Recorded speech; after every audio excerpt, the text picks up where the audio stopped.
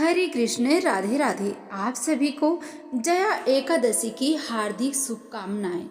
आज जया एकादशी है। क्या आप जानते हैं कि जया का अर्थ क्या है? इसका अर्थ है विजय। लेकिन यह विजय किसी युद्ध के मैदान में नहीं, बल्कि अपने भीतर के विकारों, आलस और नकारात्मकता पर है। पौराणिक कथा के अनुसार यह वह दिन है जो मनुष्य को पिशाच योनि यानी अंधकार और कष्टों से मुक्ति दिलाकर प्रकाश की ओर ले जाता है। जया एकादशी के पावन अवसर पर यहाँ एक हृदय स्पर्शी कथा है जो माँ और पुत्र के अटूट विश्वास और भगवान विष्णु के प्रति उनके निस्वार्थ समर्पण को दर्शाती है। तो भक्तजनों, वीडियो के अंत तक आप जरूर बने रहें, क्योंकि आज आपको एक ऐसी पावन पवित्र कथा सुनाने जा रही हूँ।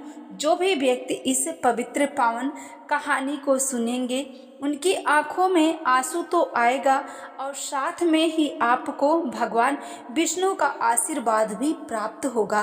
तो कथा सुनने से पहले आप कमेंट में राधे राधे जरूर लिखिएगा। प्राचीन काल की बात है। नर्मदा नदी के तट पर एक छोटा सा गांव बसा था। वहाँ सुमति नाम की एक निर्धन विधवा रहती थी, जिसका एक ही सहारा था, उसका पुत्र माधव। सुमति स्वभाव से अत्यंत सरल और विष्णु भक्त थी।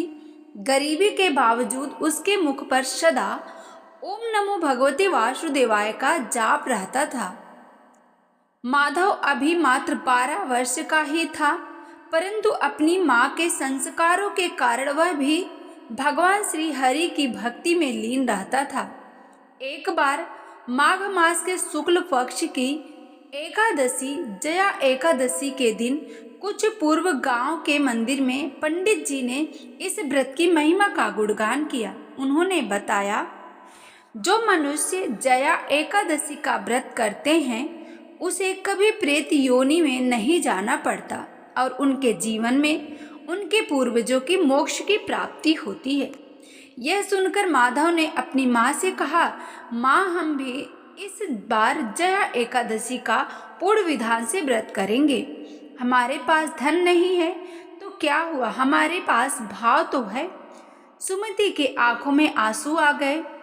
उसने पुत्र को गले लगाकर कहा, पुत्र, भगवान भाव के भूखे हैं, धन के नहीं। प्रिय भक्तजनों, फिर परीक्षा की घड़ी आ गई। एकादशी के दिन सूर्योदय से पूर्व ही दोनों ने स्नान किया, लेकिन नियति को कुछ और ही मंजूर था। उस दिन गांव में भीषण शीतलहर चल रही थी। सुमति और माधव के पास तन ढकने को पर्याप्त वस्त्र नहीं थे। माधव जंगल से फल और समिधा लेने गया, लेकिन ठंड के कारण वह मूर्छित होकर गिर पड़ा। जब सुमति उसे ढूंढते हुए पहुंची तो उसने देखा कि उसका पुत्र निष्प्राण सा पड़ा है। सुमति घबराई नहीं। उसने अपने पुत्र का सिर अपने गोद में रखा और निरंतर भगवान विष्णु का ध्यान करने लगी। उसने संकल्प लिया, अन्न जल का त्याग कर दिया और स्वयं भी निराहार रही। पूरी रात वह अपने पुत्र को गोद में लिए भगवान की भजन गाती रही। हे नारायण, यह पुत्र आपका ही है। यदि इसकी सेवा समाप्त हो गई है तो आप अपने चरणों में स्थान दें, और यदि मेरी भक्ति में बल है तो इसे धर्म मार्ग पर चलने के लिए पुनर्जीवित करें। पूरी रात बीत गई। द्वादशी की भोर होते ही भगवान विष्णु सुमति और माधव के अटूट प्रेम और श्रद्धा से प्रसन्न हुए। स्वयं श्री हरि एक वृद्ध ब्राह्मण के रूप में प्रकट हुए। उन्होंने माधव के माथे पर हाथ रखा और वह ऐसे जगह जैसे गहरी नींद से उठा हो। भगवान ने अपने वास्तविक रूप में दर्शन देकर कहा, हे सुमति, तुमने और तुम्हारे पुत्र ने अनजाने में ही जया एकादशी का कठिन जागरण और निर्जला व्रत पूर्ण किया। तुम्हारी ममता और माधव के समर्पण ने मुझे विवश कर दिया कि मैं तुम्हें आशीर्वाद देने जाऊं। भगवान की कृपा से उनकी दरिद्रता दूर हो गई। सुमति और माधव ने अपने शेष जीवन भगवान की सेवा में व्यतीत किया और अंत में वैकुंठ धाम की प्राप्ति हुई। प्रिय भक्तजनों, यह जया एकादशी का व्रत 50 योनि से मुक्ति दिलाता है। यह मन मानसिक शांति और संकल्प शक्ति प्रदान करता है। भगवान विष्णु की कृपा से भक्तों के सभी संकट दूर होते हैं। तो आज जया एकादशी की पावन पवित्र कहानी हम यहीं पे समाप्त करते हैं।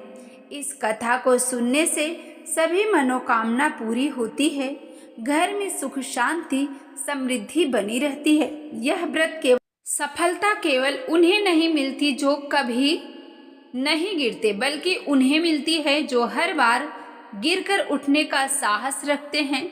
आज का दिन उसी आत्मशक्ति को जगाने का दिन है। यदि आप अपनी इंद्रियों पर विजय पा सकते हैं, दुनिया की कोई भी चुनौती आपको हरा नहीं सकती। जो आज केवल अन्न का त्याग ना करे, बल्कि एक बुराई का भी त्याग करे, खुश रहे, सकारात्मक रहे और इस जया एकादशी पर अपने भीतर के विजेता को जगाएं। जया एकादशी को सभी की हार्दिक शुभकामनाएं। आज के दिन ओम नमो भगवते वासुदेवाय का जाप करना चाहिए। आज के दिन किया गया छोटा सा दान भी बड़े मानसिक संतोष का कारण बनता है।